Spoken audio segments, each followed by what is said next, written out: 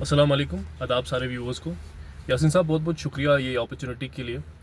और आप जैसे ये पूछ रहे हैं कि कल असेंबली शुरू होने वाली है हमारी, पहले तो बहुत खुशी की बात है, काफ़ी लंबे अरसे के बाद हमारी अपनी असेंबली बहाल हो रही है कल।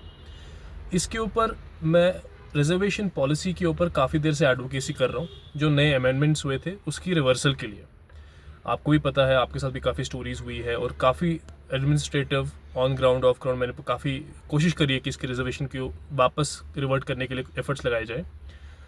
अभी मैं आपको बता दूं, ये जो न्यू रिजर्वेशन पॉलिसी है, फर्स्ट ऑफ ऑल हम किसी पर्टिकुलर कम्युनिटी के, किसी पर्टिकुलर इंडिविजुअल के अगेंस्ट नहीं है।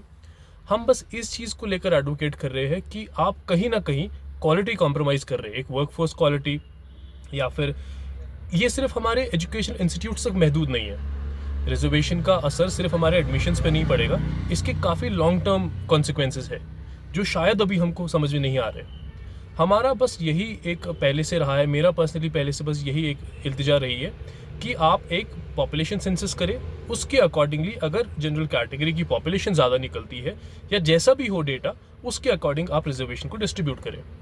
अब क्योंकि फॉर्चुनेटली कल से हमारी असेंबली शुरू हो रही है और जो हमारी रूलिंग पार्टी है नेशनल कॉन्फ्रेंस ने अपने इलेक्शन मैनिफेस्टो में एक वादा किया था लोगों से कि हम इस रिजर्वेशन पॉलिसी को रिविजिट करेंगे, तो हम यही उम्मीद करते हैं कि वो अपना वादा पूरा करेंगे। और वादा से ज़्यादा I feel more of a promise, it's a moral responsibility to act on, क्योंकि ये एक बहुत ही प्रेसिंग इशू है जिसको हम टाल नहीं सकते। इसका कोई ना कोई हल निकालना पड़ेगा।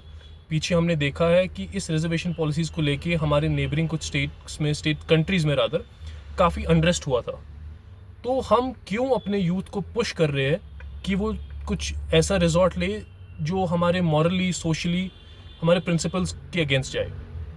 तो मेरा बस यही एक रिक्वेस्ट रहेगा, एक अपील रहेगी सीधा चीफ मिनिस्टर साहब से, उमर अब्दुल्ला साहब से, हमारे नेशनल कॉन्फ्रेंस के एमएलएज से, या फिर MLAs across the party lines, क्योंकि काफ़ी एमएलएज जो रूलिंग पार्टी के नहीं है उनका भी मैंने कुछ प्रेस नोट सुने, कहीं प्रेस ब्रीफिंग्स हुई, पर्सनल प्राइवेट मीटिंग्स में वो बोलते कि उनके हिसाब से भी रिजर्वेशन जो है कहीं ना कहीं एक सही दिशा में नहीं जा रही, सही दिशा में धकेल नहीं रही स्टूडेंट्स को या फिर हमारे ओपन मेरिट कैटेगरी को।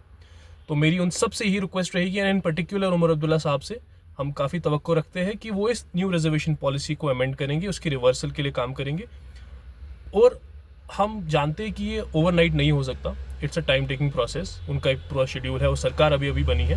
बट हमारा बस यही एक रिक्वेस्ट है कि आप इस चीज़ को प्लीज़ देखें, इसको प्लीज़ डिले ना करें।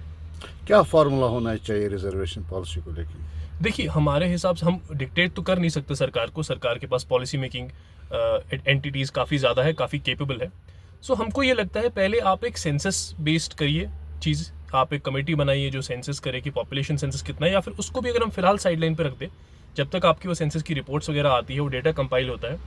ऑनरेबल सुप्रीम कोर्ट का एक जजमेंट है 1992 का, जिसमें ऑनरेबल सुप्रीम कोर्ट ने एक कैप लगाई है कि under no circumstances the reservation category shall exceed 50% of the total categories. तो आप एटलीस्ट तब तक, जब तक आप एक सेंसस कर लेते हैं, पॉपुलेशन सेंसस कर लेते हैं, आपकी कमेटी एक रिपोर्ट दे सबमिट करती है, तब तक आप वो 50% वाला कैप लगा लीजिए। तब तक वो 50% आप जनरल कैटेगरी को दे दीजिए, ओपन मेरिट को दे दीजिए, क्योंकि कहीं ना कहीं ये बहुत अनजस्टिस हो रहा है। अभी हमने नीट के रिजल्ट्स देखे, काफ़ी स्टूडेंट्स रोते हुए मेरे को फ़ोन कर रहे थे कि 635 नंबर, 640 नंबर, लेकिन वो क्वालिफाई नहीं कर पाए। जबकि कैटेगरी वाला, देखिए कैटेगरी वाले भी मेहनत करते हैं, लेकिन जब हमको इन दोनों के बीच में कंपेयर करना है, एक 635 वाला क्वालिफाई नहीं कर रहा और 500 नंबर वाला क्वालिफाई कर रहा है, तो कहीं ना कहीं चीज़ें कुछ किसी हद तक गलत हो रही है।